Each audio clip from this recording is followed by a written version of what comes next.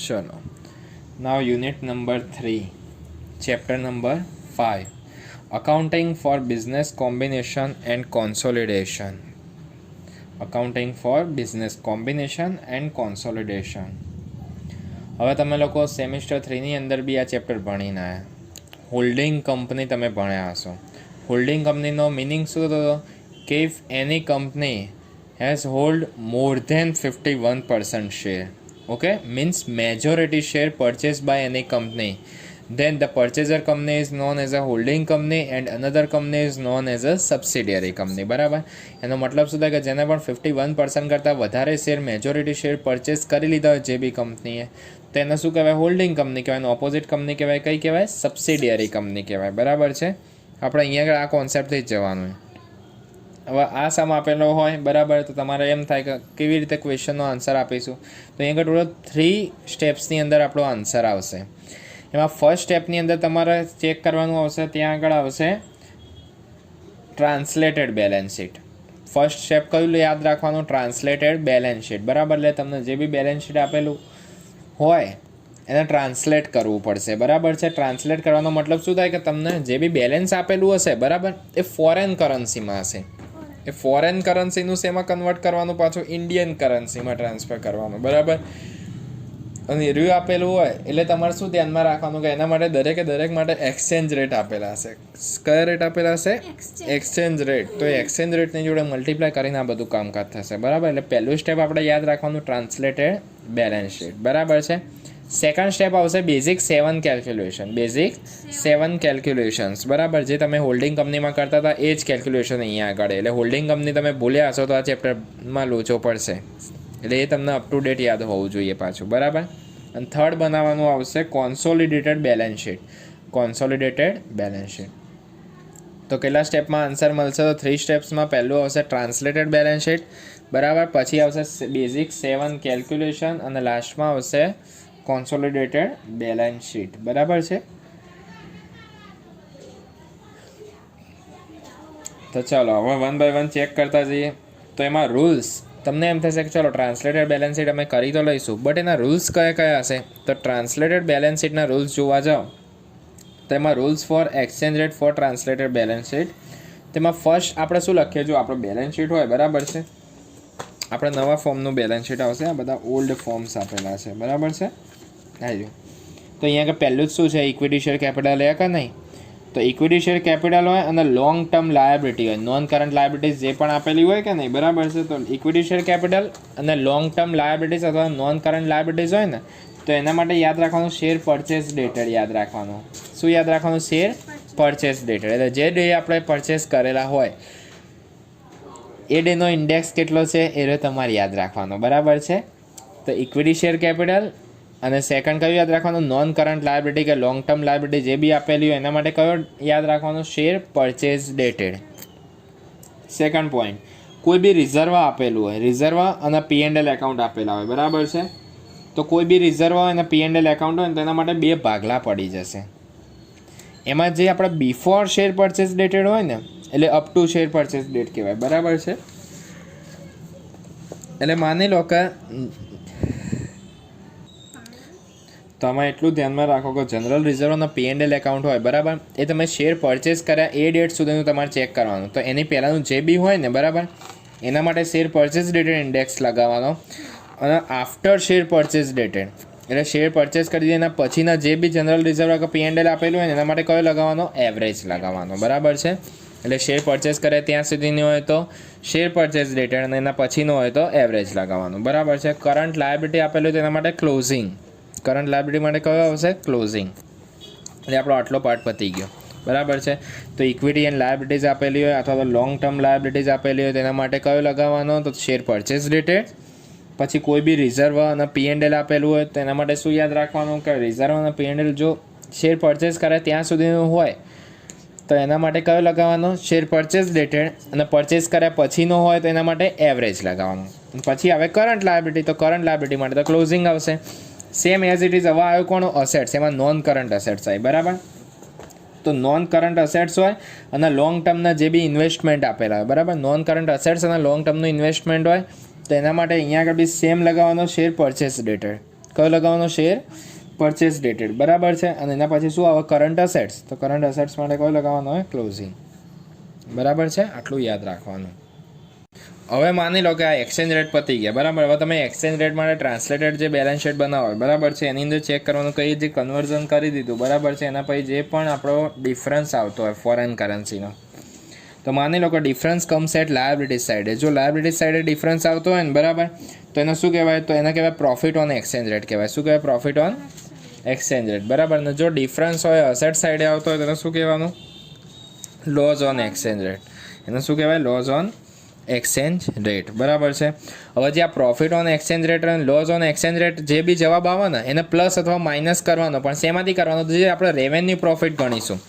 ચોથા સ્ટેપમાં revenue profit ગણીને ત્યારે P&L એકાઉન્ટ લખીએ, બરાબર છે, એમાંથી આને પ્લસ ઓર માઇનસ કરવાનું, બરાબર છે. ક્લિયર? તો આ તમારું ફર્સ્ટ સ્ટેપ પૂરું થયું. ઓકે, હવે જોઈએ બેઝિક 7 કેલ્ક્યુલેશન્સ. હવે નેક્સ્ટ સ્ટેપ છે બેઝિક 7 કેલ્ક્યુલેશન, જે હોલ્ડિંગ કંપની તમે ભણ્યા એ જ વસ્તુ અહીંયા આગળ. તો પહેલું જ ભણવાનું શું? Holding companies interest.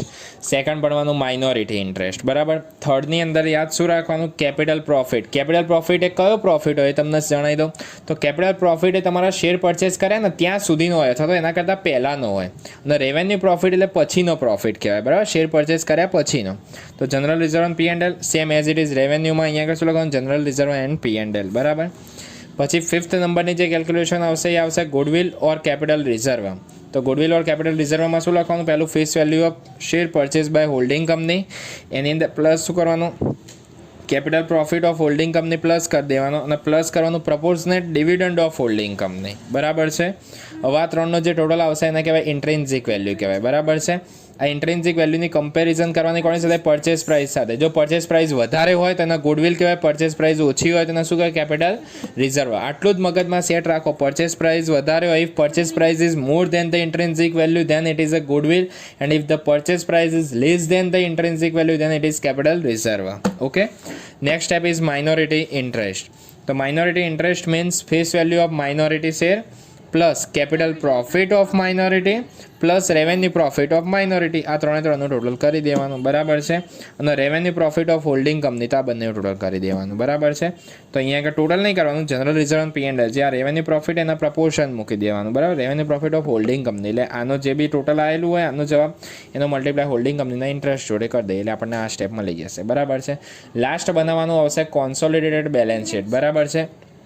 એની અંદર એટલું યાદ રાખવાનું કે શેર કેપિટલ અને બીજું ઇન્વેસ્ટમેન્ટ ઇન સબસિડિયરી કંપની, બરાબર. આ બંને લેવાનું નહીં. સબસિડિયરી કંપનીનું નહીં લેવાનું. એક શેર કેપિટલ નહીં લેવાનું અને ઇન્વેસ્ટમેન્ટ ઓફ સબસિડિયરી કંપની નહીં લેવાનું, બરાબર. આ બે વસ્તુ નહીં લેવાની, બાકી બધું ટોટલ કરીને લખી દેવાનું, બરાબર છે. તો હવે સમ જોઈએ. Sum number 10, page number 224, chapter number 5, accounting for business combination and consolidation, બરાબર. એનો ફર્સ્ટ સમ હવે આપણે સ્ટાર્ટ કરી રહ્યા છીએ. The first we will see in the sum following are the balance sheet of H Limited and S Limited as on 31st/3/2017. Here the balance sheet is given for H and S Limited. Okay. The amount is given in dollar of S Limited and H amount is given in rupees. Okay. So first we convert the dollar into Indian rupees. Okay, this is the first step of our sum. Now we will see in additional information. First we will check H Limited purchase shares of S Limited.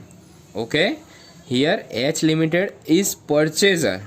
Purchaser means holding company, understand, and S Limited is the subsidiary company. Okay, જે પણ share purchase કરતું હોય એને શું કહેવાય? Holding company કહેવાય, અને જે શેર સોલ્ડ કરતું હોય એને કહેવાય subsidiary company. On 1/10/2016 balance of general reserve and P&L account in the books of S limited on 1/10/2016. ક્યારનું આપેલું બેલેન્સ? 1/10/2016નું જ આપેલું. અને આપણે શેર પરચેસ પણ ક્યારે કરે? જો shares purchase on 1/10/2016. Yes or no? જો આ ખાસ પોઈન્ટ, મેઇન પોઈન્ટ છે આ ચેપ્ટર માટે, કે શેર પરચેસ કર્યા ક્યારે? તો 1/10/2016. અને જે આપણને જનરલ રિઝર્વ એન્ડ P&L આપ્યું એ પણ ક્યારનું આપેલું છે 1/10/2016. સેમ ડેટનું આપેલું કે અલગ અલગ ડેટનું? સેમ ડેટનું. જો સેમ ડેટનું હોય ને તો આપણો દાખલો ઇઝી છે. જો અલગ અલગ ડેટનું આપ્યું તો ત્યાંથી તમારા માટે દાખલો હાર્ડ બનશે. બરાબર, ત્યાં આગળ બધા પ્રો રેટા ને એ બધું મૂકવું પડે. અહીંયા આગળ ડાયરેક્ટ થઈ જશે. બરાબર, એ આપી દીધેલો હોય $1,000 and $2,000 રિસ્પેક્ટલી. Now the exchange rate is given. First 1 for 2016 means opening in exchange rate is given 110. 110 means share purchase dated. Share purchase date એ 110 હતી ને અહીંયા આગળ 110 આવે એટલે share purchase dated આપી દીધેલો અને આ ક્લોઝિંગ આપી દીધેલો 31/3/17 નો ક્લોઝિંગ બી આપી દીધેલો. બરાબર, અને એવરેજ આપેલો એ 64 છે. બરાબર છે. આવા 4 ઇન્ડેક્સ આપેલા હશે તમને. Prepare the consolidated balance sheet of H Limited as on 31/3/2016. Gujarat university 2018માં જ પૂછાયો હતો એપ્રિલ મંથમાં. બરાબર, એટલે આવા દાખલા મોસ્ટ આઈએમ બી હોઈ શકે. સમ નંબર 10 એની અંદર ચેક કરી લો. મેં તમને પહેલાં જ કીધું કે પરચેઝર કંપની કઈ છે તો H Limited is the purchaser company and S company is the subsidiary company. Here the amount of S company given in US dollars. So first we convert the US dollar into Indian rupees. બરાબર, by the help of exchange rate. તો first ચલો 1 by 1 લખતા જઈએ. તો first એ લોકો શું લખીને આપેલું હોય તો ઇક્વિટી એન્ડ લાયબિલિટીઝ. પહેલાં જેમ આપેલું હોય ને એમની એમ લખી જ દઈએ આપણે. બરાબર છે, ઇક્વિટી એન્ડ લાયબિલિટીઝ. એમાં ફર્સ્ટ નેમ કયું આવશે? શેર હોલ્ડર્સ ફંડનું ટાઇટલ જ છે હજુ તો એ રહ્યું શેર હોલ્ડર્સ ફંડ. હવે એમાં અમાઉન્ટ એ જોડે જોડે લખતા જ કે ડોલરમાં આપેલું હોય ને એ જ લખવાનું છે. ડોલરમાં કેટલા આપેલા? ના સોરી, હજુ તો શેર કેપિટલમાં આપેલા છે. આ તો ટાઇટલ છે. હવે આની અંદર પણ બે નામ પડી જશે, શેર કેપિટલ. તો શેર કેપિટલની અંદર કેટલા આપેલા? 7500. બરાબર. જનરલ રિઝર્વ આપેલું છે. બરાબર છે. તો જનરલ રિઝર્વ તમે જોવા જાઓ તો જનરલ રિઝર્વની અંદર બે નામ તમારે લખવા પડશે.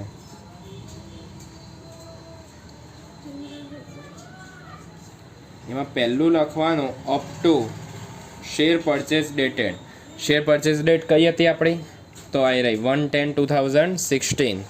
1/10/2016 તમે શેર પરચેસ કરેલા. તો અહીંયા લખવાનું અપ ટુ 1/10/2016 અને પછી શું લખી દેવાનું? તો આફ્ટર 1/10/2016. બરાબર, આ બે નામ અલગ અલગ. જનરલ રિઝર્વ અને P&L બેમાં આવી રીતે ડિફરન્ટ પડી જશે. બરાબર છે. પછી જુઓ નેક્સ્ટ છે કેપિટલ રિઝર્વ. તો એમાં S કંપનીનું આપ્યું છે તો નહીં આપ્યું તો એને લખવાનું જ નહીં. પછી ના આપ્યું તો પછી જીત નહીં કરવાની. બરાબર, આ બેને જગ્યા છોડીએ પછી કરીએ. P&L account. તો P&L એકાઉન્ટમાં જો S કંપનીમાં પણ P&Lમાં પણ શું કરવાનું? તારા આ રીતે ડિપાર્ટમેન્ટ પાડવા પડશે કે નહીં? આવા બે ડિપાર્ટમેન્ટ પડે, એક જનરલ રિઝર્વમાં પડે ને એક P&Lમાં પડી જાય. બરાબર, તો એમાં બી શું લખી દેવાનું? અપ ટુ 1/10/2016 એટલે શેર પરચેસ કર્યા ત્યાં સુધી and after 1/10/2016 means share purchase કર્યાના પછીની વાત છે. બરાબર, પછી નેક્સ્ટ ટાઇટલ કયું આવી ગયું? Non current.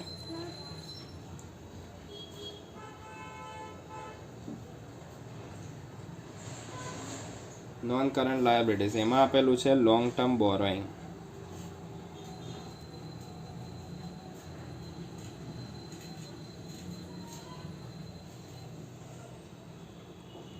બરાબર, તો લોંગ ટર્મ બોરોઈંગ્સમાં કેટલા લખેલા છે? 10,000 લખી દેવાના. 10,000. બરાબર. નેક્સ્ટ છે કરંટ લાયબિલિટીઝ. તો કરંટ લાયબિલિટીઝની અંદર કેટલી અમાઉન્ટ લખેલી એ જુઓ. તો ક્રેડિટર્સ એના કેટલા? 2,500 એન્ડ આઉટસ્ટેન્ડિંગ એક્સપેન્સીસ જે આપેલું એટલું ને એટલું લખવાનું છે. જેમાં પાછળ આપેલું હોય ને એ બધું લખી દેવાનું ડોલરમાં. 2,500 એટલે વન લાઈન અહીંયા આગળ તમારે ડ્રોપ કરી દેવાની. એ શેના માટે? કદાચ જો પ્રોફિટ આવી જાય સમમાં તો અહીંયા આગળ લખાય. બરાબર, લાયબિલિટી સાઈડે આવે તો પછી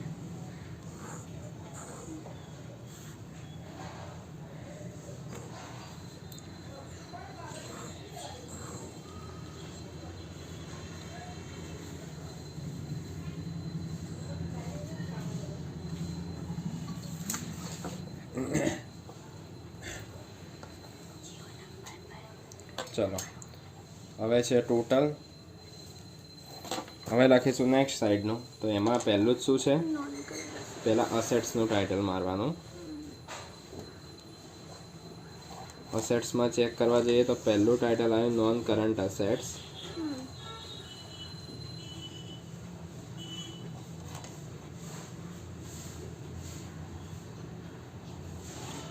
તો યાદ રાખવાનું કે જો અહીંયા આગળ ઇન્વેસ્ટમેન્ટ આપણે બીજી કંપનીમાં કરેલું હોય ને ક્યારે બી ના લખાય. અને એમ બી જોઈ લે કે અહીંયા આગળ ડોલર આપ્યા નહીં એટલે લખાય જ નહીં. આપણે તો અહીંથી જ ખબર પડે કે નહીં કે ડોલરમાં અમાઉન્ટ ના હોય તો નહીં લખવાની.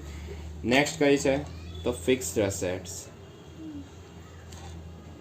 ફિક્સ અસેટ્સમાં અમાઉન્ટ 15,000. અધર ઇન્વેસ્ટમેન્ટ લખાય પણ આપણે જે સબસિડિયરી કંપનીમાં ઇન્વેસ્ટમેન્ટ કર્યું એ ના લખાય. એમ બી એમાં ડોલર નહીં આપે એટલે નહીં લખવાના.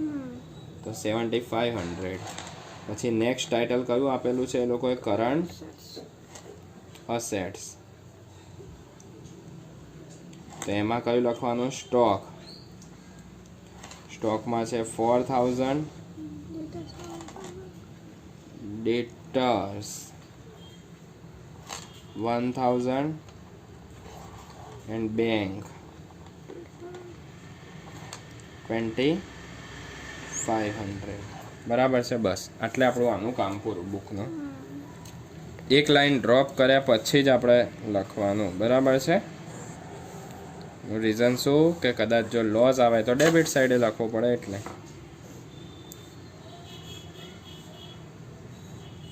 ઓકે ચલો હવે એમ થશે કે અહીંયા આગળ બે જગ્યા ખાલી એના પહેલાં પૂરી લઈએ. તો જો અહીંયા આગળ કે જે ડે તમે શેર પરચેસ કર્યા ત્યાં સુધીનું બેલેન્સ તમને આપી દીધું હતું. દેખાય કે $1,000 અને $2,000 રિસ્પેક્ટલી. જો આવી રહ્યું કે balance of general reserve and P&L in the books of S limited on 1/10/2016. એટલે ત્યાં સુધી 110 એટલે અપ ટુ સુધીનું તમારું કેટલું હતું તો અહીંયા આગળ આપી દીધું હતું એ લોકોએ $1,000. બરાબર છે. અને P&L એકાઉન્ટમાં કેટલું આપી દીધું હતું $2,000. બરાબર છે. જનરલ રિઝર્વનું 1,000 હતું, P&Lનું 2,000 હતું. બરાબર. પણ આ બે બાકી રહી ગયા આફ્ટર. તો આફ્ટરમાં શું કરવાનું તો જો ટોટલ અત્યારે આપણું જનરલ રિઝર્વ કેટલું 2,500. એમાંથી ઓપનિંગ જ કેટલું હતું 1,000. તો બાકી વધ્યું કેટલું યર દરમિયાન 1,500 વધ્યું કે નહીં તે 1,500 અહીંયા આગળ લખી દેવાનું. બરાબર છે.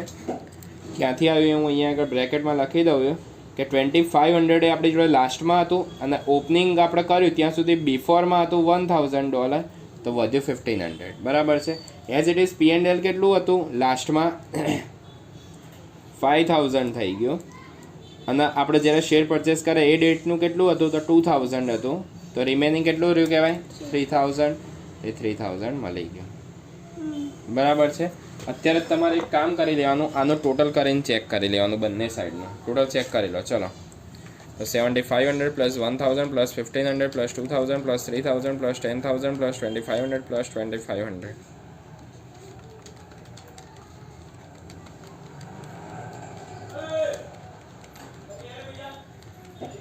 કેટલું આવ્યું 30,000 આવ્યું ને. તો અહીંયા આગળ લખી દેવાનું 30,000. નીચેનું બી ચેક કરી લો તો 15,000 પ્લસ 7,500 પ્લસ 4,000 પ્લસ 1,000 પ્લસ 2,500. 30,000 જ આવે ને. બંને સાઈડનું ટોટલ કેવું હોય અહીંયા આગળ તો ઇક્વલ જ હોય. રીઝન શું કે આ બેલેન્સ શીટ છે. બરાબર હે એટલા માટે. હવે એક્સચેન્જ રેટ લખવાનો. એક્સચેન્જ રેટના રૂલ્સ એક વાત યાદ કરી લઈએ. તો શેર કેપિટલ અને લોંગ ટર્મ બોરોઈંગ માટે કયો લેવાનો તો શેર પરચેસ ડેટેડ.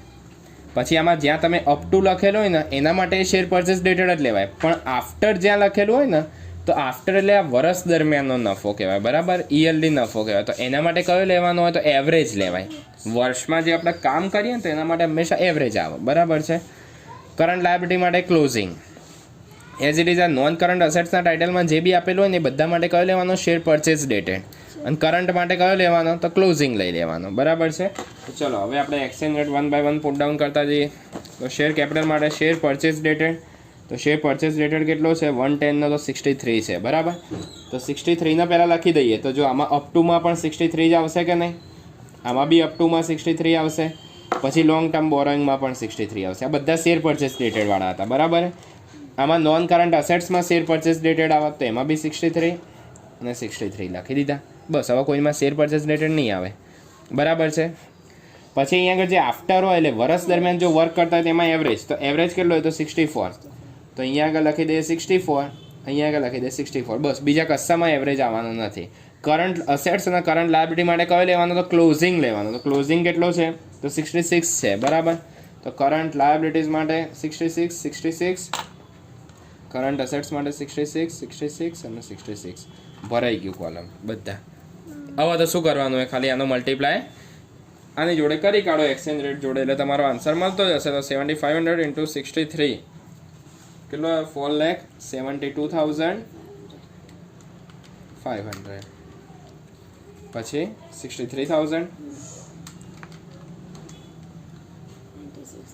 96,000, 1,26,000, 1,92,000, 6,30,000,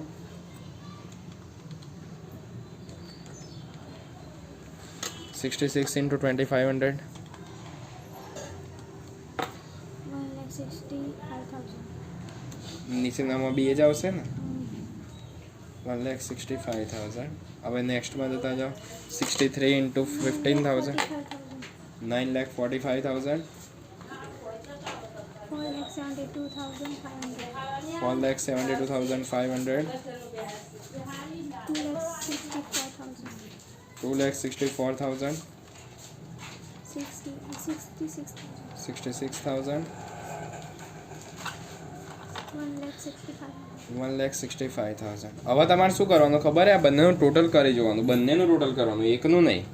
તો 472,500 plus 63,000 plus 96,000 plus 126,000 plus 192,000 plus 6,30,000 plus 165,000 plus 165,000. તો અહીંયા આગળ ઉપર લખી દઈએ 19,09,500 બરાબર. આનો ત્યાં આગળ લખવાનું, આનું નીચે લખી દઈએ આપણે બરાબર. તો 9,45,000 પ્લસ 472,500 પ્લસ 264,000 પ્લસ 66,000 પ્લસ 165,000 કેટલો આવ્યો 19,12,500. બેમાંથી વધારે કોનો આવ્યો, ઉપરવાળાનો હોય કે નીચેવાળાનો હોય? નીચેવાળાનો છે કે નહીં? તો બસ એનું ટોટલ લખી કાઢો. તો અહીંયા આગળ લખવાનું 19,12,500. આનો જવાબ વધારે આવે તો ડિફરન્સ ક્યાં આવશે, અહીંયા આગળ વધશે કે નહીં? તો અહીંયા આગળ બી લખી દઈએ 19,12,500 અને એમાંથી આને લેસ કરી કાઢો આના ટોટલને, તો એ હતું 19,09,500. તો 3,000 આપણો ડિફરન્સ વધ્યો. તો આ લાયબિલિટી સાઈડે આવ્યો ડિફરન્સ, તેનો શું કહેવાય, પ્રોફિટ કહેવાય. શું કહેવાય? જો ડિફરન્સ અહીંયા આગળ આવે તો પ્રોફિટ કહેવાય, ને અહીંયા આગળ જો ડિફરન્સ આવે તો લોસ કહેવાય બરાબર. તો અહીંયા આગળ એકલો પ્રોફિટ નહીં લખવાનો, પ્રોફિટ ઓન એક્સચેન્જ રેટ લખવાનું. શું લખવાનું? Profit on. અને એટલું યાદ રાખવાનું કે આને લખવાનું ક્યાં આગળ, તો બાજુમાં 4 કરી કાઢજો. 4th નંબરની કેલ્ક્યુલેશનની અંદર આની એન્ટ્રી થશે બરાબર છે. 4th નંબરની જે આપણે બેઝિક કેલ્ક્યુલેશન કરીશું એમાં બરાબર છે. ક્લિયર? આ ફર્સ્ટ સ્ટેપ આપણું ફિનિશ. હવે આમાં કંઈ હાર્ડ હતું કશું નહીં, ખાલી એક્સચેન્જ રેટ તમારે યાદ રાખવાનો. મેં તમને યાદ કરાય ને એ રીતે કરો કે પહેલાં શેર પરચેઝ, લોંગ ટર્મ યા નોન કરંટ અસેટ્સ, આ બધામાં કયો શેર પરચેઝ ડેટેડ નાખી દો. આમાં અપ ટુમાં પણ શેર પરચેઝ ડેટેડ નાખો, પછી આફ્ટરમાં એવરેજ નાખો, પછી તો કરંટ લાયબિલિટી કરંટ અસેટ્સ વધી, તેના માટે ક્લોઝિંગ પતી ગયું કામ આપણું બરાબર છે. હવે બેઝિક 7 કેલ્ક્યુલેશન કરવી પડશે બરાબર છે. તો હવે આપણું સ્ટેપ નંબર 2 આવી ગયા. સ્ટેપ નંબર 2 બેઝિક 7 કેલ્ક્યુલેશન બરાબર છે. તો એમાં આપણી ફર્સ્ટ કેલ્ક્યુલેશન કઈ હશે, તો હોલ્ડિંગ કંપનીઝ ઇન્ટરેસ્ટ. કઈ હશે? હોલ્ડિંગ કંપનીઝ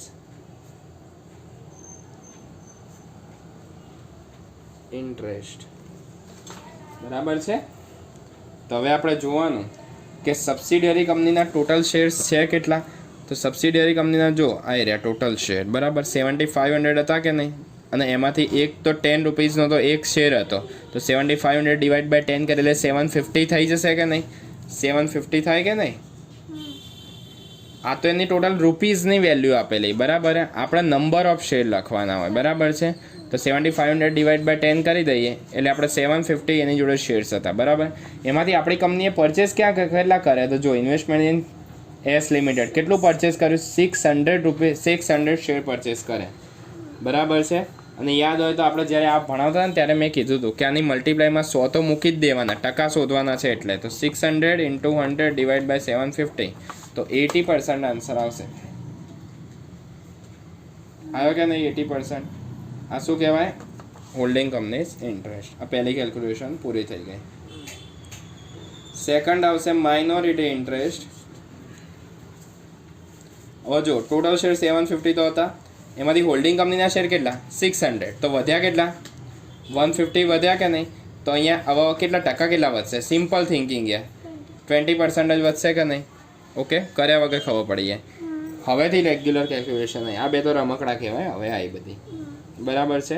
તો થર્ડ કેલ્ક્યુલેશનમાં કયો પ્રોફિટ લખવાનો? તો કેપિટલ પ્રોફિટ લખવાનો. કયો લખવાનો? કેપિટલ પ્રોફિટ,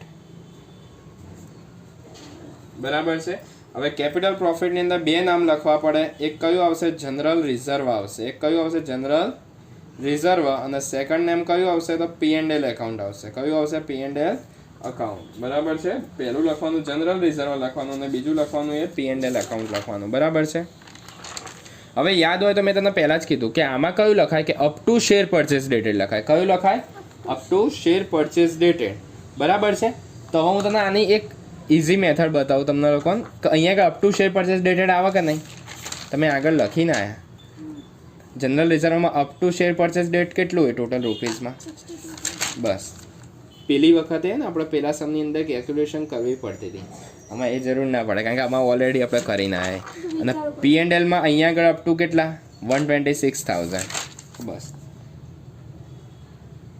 અહીંયા વિચારવાનું તો આવશે પણ આ બધું કામ પહેલાં થઈ જશે એટલે આ 7 કેલ્ક્યુલેશન આપણા માટે ઇઝી બની જશે. તો 63,000 પ્લસ 126,000 એટલે 1,89,000. ટોટલ કેટલો આન્સર આવે? 1,89,000. ઓકે, હવે આ ફોર્થ નંબરની કેલ્ક્યુલેશન એ કઈ હતી? Revenue profit. કઈ? રેવન્યુ પ્રોફિટ, બરાબર છે. તો રેવન્યુ પ્રોફિટમાં બી સેમ નેમ જ લખવાના હોય, general reserve and P&L account. તો જનરલ રિઝર્વ અને P&L અકાઉન્ટ આમાં કયું લખાય? તો રેવન્યુ પ્રોફિટમાં શેર પરચેસ કર્યા પછીનું લખાય કારણ કે આપણો બિઝનેસ ચાલુ થાય ને ત્યારનું રેવન્યુ પ્રોફિટ કહેવાય, બરાબર છે. કેપિટલમાં શું લખવાનું છે? શેર પરચેસ કર્યા સુધીનું. અને આમાં કયું લખવાનું? તો પછીનું. પછીનું કેટલું? અહીંયા આગળનું આફ્ટર કેટલું? 96,000, બરાબર. જનરલ રિઝર્વ છે 96,000. ખાલી આ P&Lમાં ધ્યાન રાખવાનું, એને ઇનર કોલમમાં લખવાનું. આમાં આફ્ટર કેટલું? 192 છે કે નહીં? તને એમ થશે કેમ આવું ઉપરવાળામાં તો આવું નહોતું કર્યું? તો યાદ હોય તો મેં તને પહેલાં જ સમજાવ્યું તમને લોકોને કે અહીંયા કે પ્રોફિટ ઓન એક્સચેન્જ રેટ હોય તો આ ચોથા નંબરની, આમાં 4 નંબર બી આપેલો હોય, આ ચોથા નંબરની કેલ્ક્યુલેશનમાં પ્લસ થાય અને લોસ હોય તો ચોથા નંબરમાંથી શું થાય? માઇનસ થાય. તો આમાં પ્રોફિટ હતો કે લોસ હતો? પ્રોફિટ. કેટલો હતો? 3,000. તો શું થશે? પ્લસ થશે કે માઇનસ થશે? તો પ્લસ થઈ જાય, બરાબર. પ્રોફિટ હંમેશા પ્લસ જ થાય.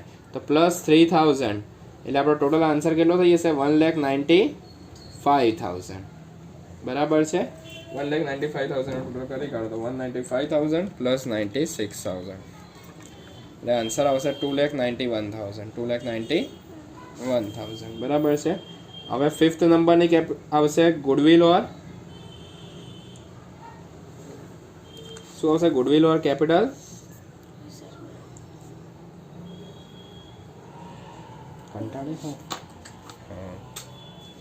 ગુડવિલ ઓર કેપિટલ રિઝર્વ, બરાબર છે. તો એમાં તમારે અહીંયા આગળ શું લખવાનું? Face value of share purchase by holding company. Face value of share purchase by holding company, બરાબર છે. પ્લસ શું કરવાનું? Capital profit of holding company. શું લખવાનું? Capital profit of holding company, બરાબર છે. આમાં પ્રપોઝનેટ ડિવિડન્ડ લખી દેવાનું. આપણે એક આદત પડી જાય ને એટલે, બરાબર. બાકી આ દાખલામાં છે જ નહીં ડિવિડન્ડનો પોઈન્ટ જ.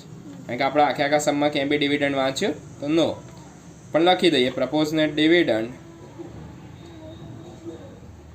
Of holding company. બરાબર હે.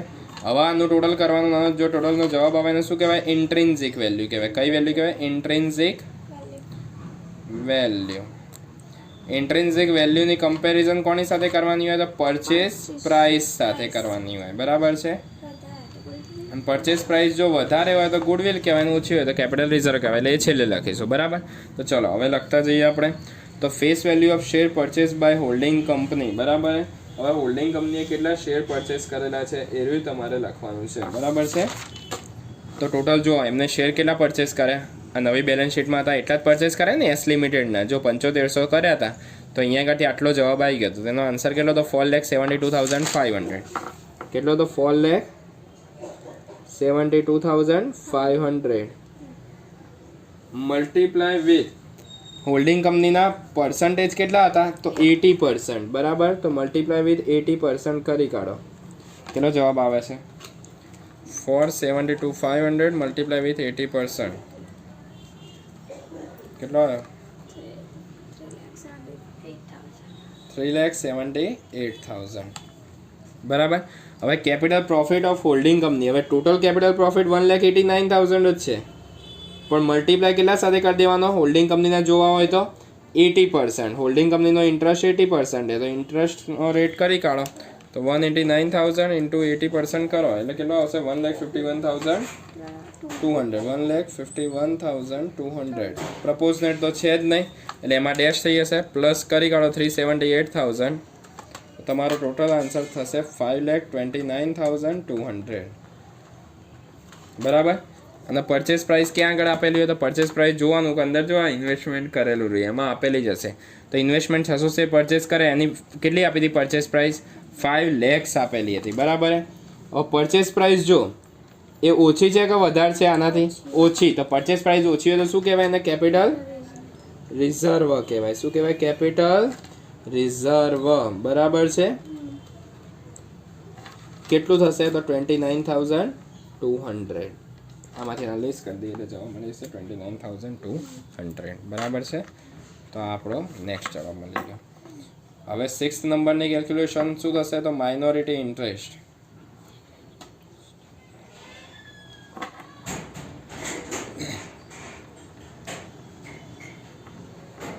બરાબર છે. તો એમાં બી શું લખવાનું કે face value of minority share. Face value of minority share plus capital profit of minority plus revenue profit of minority. બરાબર છે.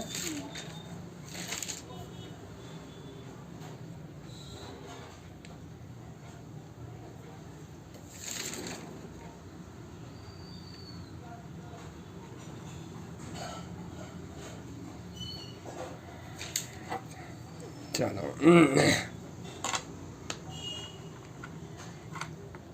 હવે જે બી જવાબ મળે એને કહેવાય માઇનોરિટી ઇન્ટરેસ્ટ.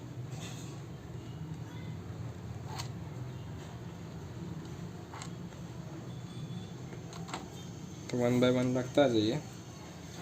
તો ટોટલ શેર પરચેસ કેટલા કર્યા આપણે?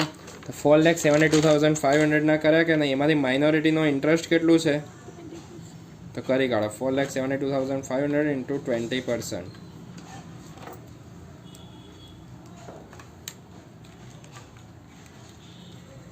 94,500. 94,500. કેપિટલ પ્રોફિટ કેટલો હતો ટોટલ? તો 1,89,000 નો પ્રોફિટ હતો. મલ્ટીપ્લાય કરી કાઢવાનું કેટલા સાથે? તો 20% સાથે. કેટલો જવાબ આવે? 37,800. અને રેવન્યુ પ્રોફિટ કેટલો હતો? તો 2,91,000 નો હતો કે નહીં? એના બી કેટલા પર્સન્ટેજ કરી દેવાના? 20%, કેટલો આન્સર આવે છે?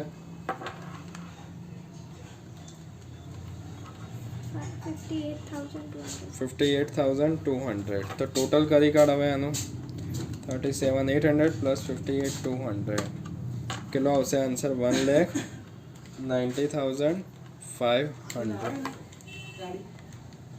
બસ મજા. અલે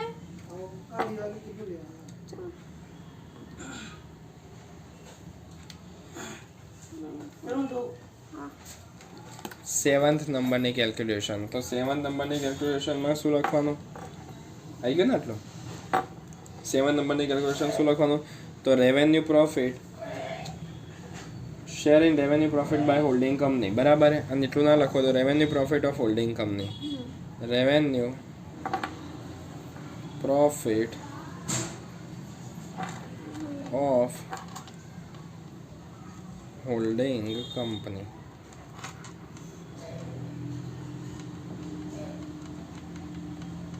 બરાબર છે. હવે અહીંયા આગળ હોલ્ડિંગ કંપની રેવન્યુ પ્રોફિટમાં કેટલા નેમ? 2 નેમ છે કે નહીં? કયા કયા છે? તો general reserve and P&L account. હવે તું આમાં જો કે જનરલ રિઝર્વ કેટલું હતું? તો 96,000નું હતું કે નહીં? એમાંથી હોલ્ડિંગ કંપનીના પર્સન્ટેજ કેટલા છે? 80%. અને P&L કેટલું હતું? 1,95,000. એમાંથી હોલ્ડિંગ કંપનીના પર્સન્ટેજ કેટલા હતા? 80%. બસ આટલું કરી કાઢો એટલે આપણા 7 કેલ્ક્યુલેશન ફિનિશ થઈ જાય. 76,800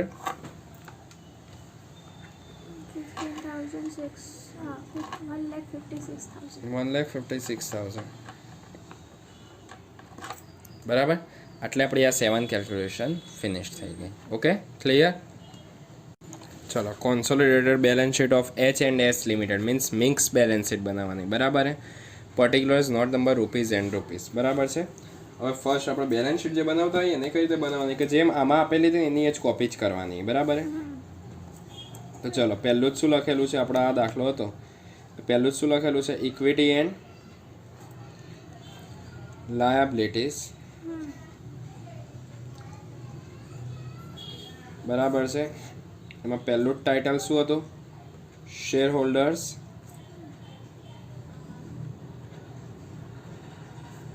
fund. Okay, share holders funds. બરાબર છે. હવે શેર હોલ્ડર્સ ફંડની અંદર જોવા જઈએ તો એમાં જુઓ શેર કેપિટલ પહેલું જ ટાઇટલ હતું. બરાબર છે. Share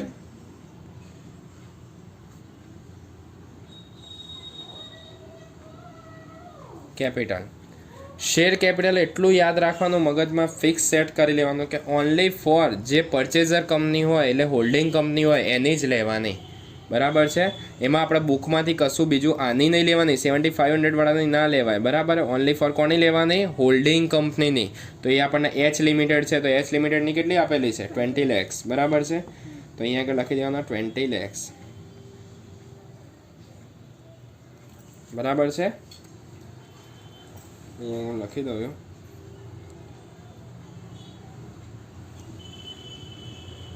holding company. બરાબર છે. હવે નેક્સ્ટમાં જઈએ તો શું છે? General reserve. General reserve. તો એમાં જોવા જઈએ તો H અને S બે. બરાબર. તો Hનું કેટલું આપેલું છે તને? તો એનું એમનું એમ જ લઈ લેવાનું 4 lakhs. અને S, તો Sનું ક્યાંથી લેવાનું? તો Sનું અહીંથી લેવાનું. આપણે યાદ લાસ્ટમાં લાસ્ટમાંથી લેતા હતા. તો 7 કેલ્ક્યુલેશનમાં કેટલું છે? 76,800. કેટલું છે? 76,000. તો આનું ટોટલ બહાર જવા દઈએ એટલે કેટલું થશે? 4,76,800. પછી જનરલ રિઝર્વ પછી શું છે? તો કેપિટલ રિઝર્વ. બરાબર. તો એમાં Hનું કેટલું છે? તો Hનું કેટલું આપેલું છે? 80,000. અને Sનું નવું જનરલ રિઝર્વ આપણું કેટલું આવ્યું હતું? સોરી, જનરલ રિઝર્વ નહીં, કેપિટલ રિઝર્વ કેટલું આવ્યું હતું? તો જો આવ્યું કેપિટલ રિઝર્વ કેટલું આવ્યું હતું? 29,200. 29,200. તો આનો ટોટલ કરી દઈએ એટલે 1,09,200.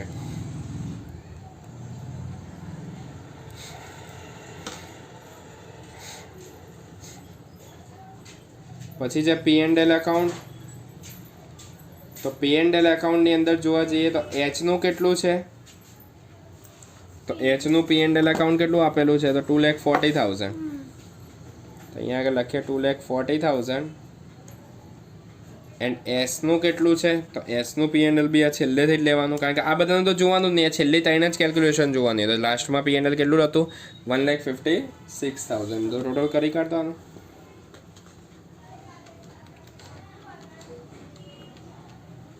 $396,000 બરાબર છે. P&L પતી ગયું, પછી આ ટાઇટલ પતી ગયું. હવે કયું ટાઇટલ આવ્યા આપણે નવું, નોન કરંટ લાયબિલિટીઝ. કયું આવ્યા, નોન કરંટ લાયબિલિટીઝ. તો એમાં છે લોંગ ટર્મ બોરોઈંગ.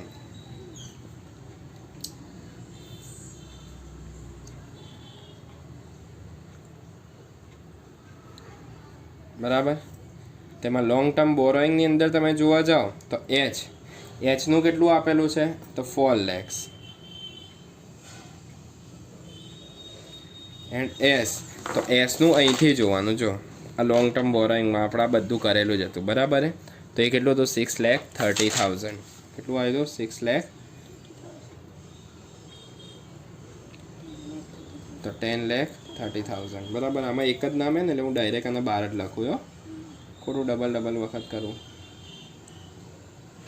અહીંયા લખી દેવા દે, બહુ કન્ફ્યુઝન ત્યાં થાય.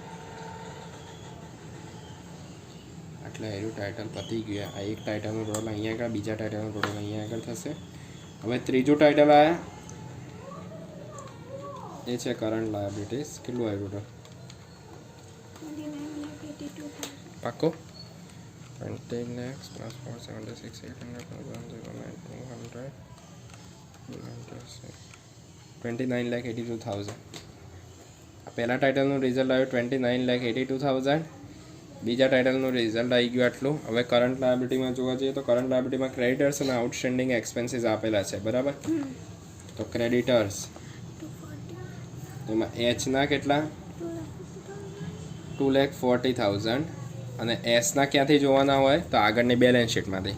આ ત્રણમાં તો કેવું, કેપિટલ રિઝર્વ, માઇનોરિટી આ જ ચેક થાય, બરાબર. બાકી બધું અહીંથી જ ચેક થાય. તો ક્રેડિટર્સમાં કેટલા છે, 165,000. ટોટલ કરી કાઢો.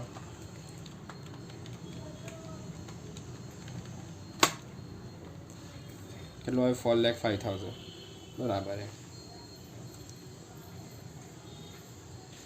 બરાબર છે. પછી ક્રેડિટર્સ પછી વારો છે આઉટસ્ટેન્ડિંગ એક્સપેન્સીસ. તો આઉટસ્ટેન્ડિંગ એક્સપેન્સીસની અંદર એચમાં આપેલા છે 1,60,000. એચના છે 1,60,000 અને એસના હતા 165,000.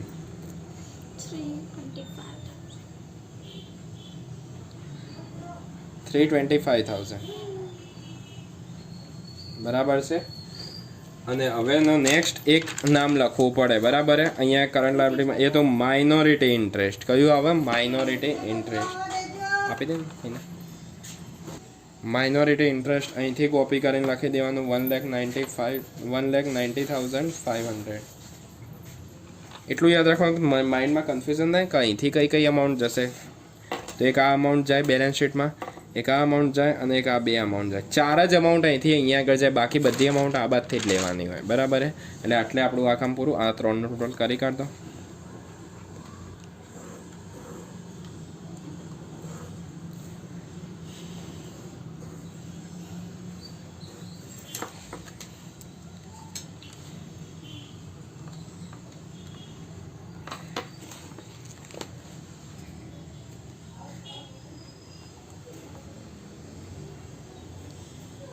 $9,20,500. હવે આ 3નું ટોટલ કરી કાઢો.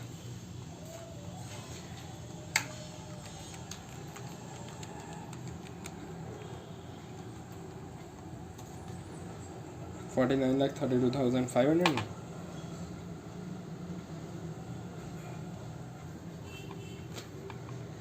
ચલો હવે વારો કોનો આવ્યો, તો અસેટ્સ. અસેટ્સમાં એક વસ્તુ યાદ રાખવાની કે આજે અહીંયા આગળ તો ડોલરવાળું હતું જ નહીં, એ તો લખાય જ નહીં. ડાયરેક્ટલી લખવાનું કયું ફિક્સ અસેટ્સથી, બરાબર હે? એના લખાય ના જ લખાય કારણ કે આમાં ડોલર જ નહીં તો ફિક્સ્ડ અસેટ્સ, બરાબર છે. તો ફિક્સ અસેટ્સમાં આપણે જોવા જઈએ, બરાબર છે. તો ફિક્સ અસેટ્સની અંદર એચનું જોઈ લો તો એચની કેટલી છે? 16 lakhs. અને એસ તો એસની કેટલી હતી ફિક્સ અસેટ્સ? 945,000.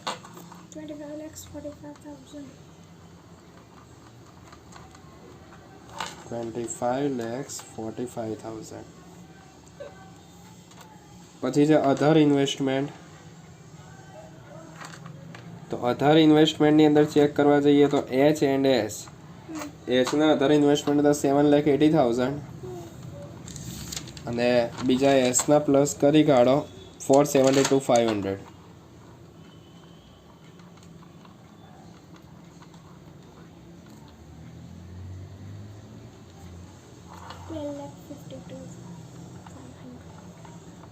આનું ટાઇટલ પતી ગયું, ટોટલ કરી કાઢો પ્લસ 25,45,000.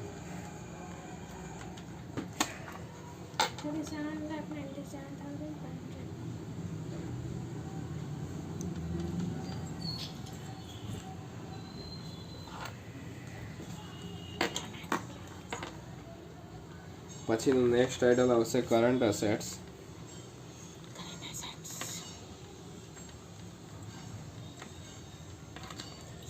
તો એમાં સ્ટોક, પછી છે ડેટર્સ અને લાસ્ટમાં છે બેંક.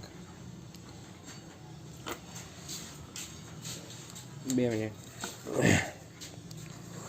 સ્ટોક, ડેટર્સ એન્ડ બેંક, બરાબર.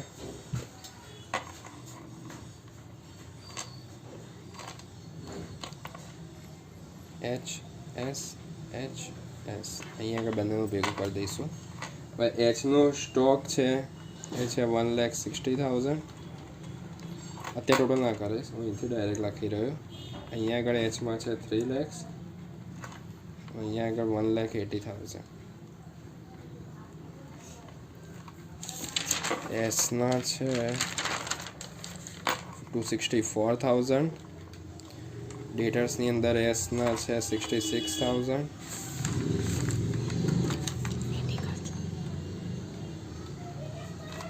અહીંયા આગળ 165,000. 4,24,000.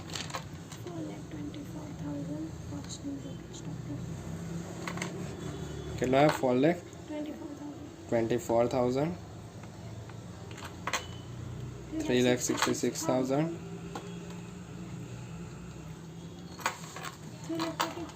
3,45,000. આ ત્રણનો ટોટલ કરી કાઢ અને બહાર જવા દો.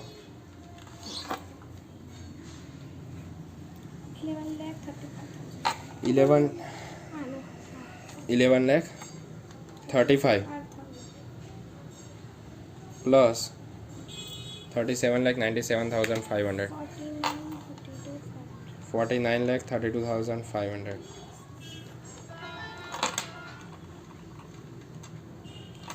હા આપણો પૂરો સમ 20 માર્ક્સમાં પૂછાવાના ચાન્સીસ ખરા.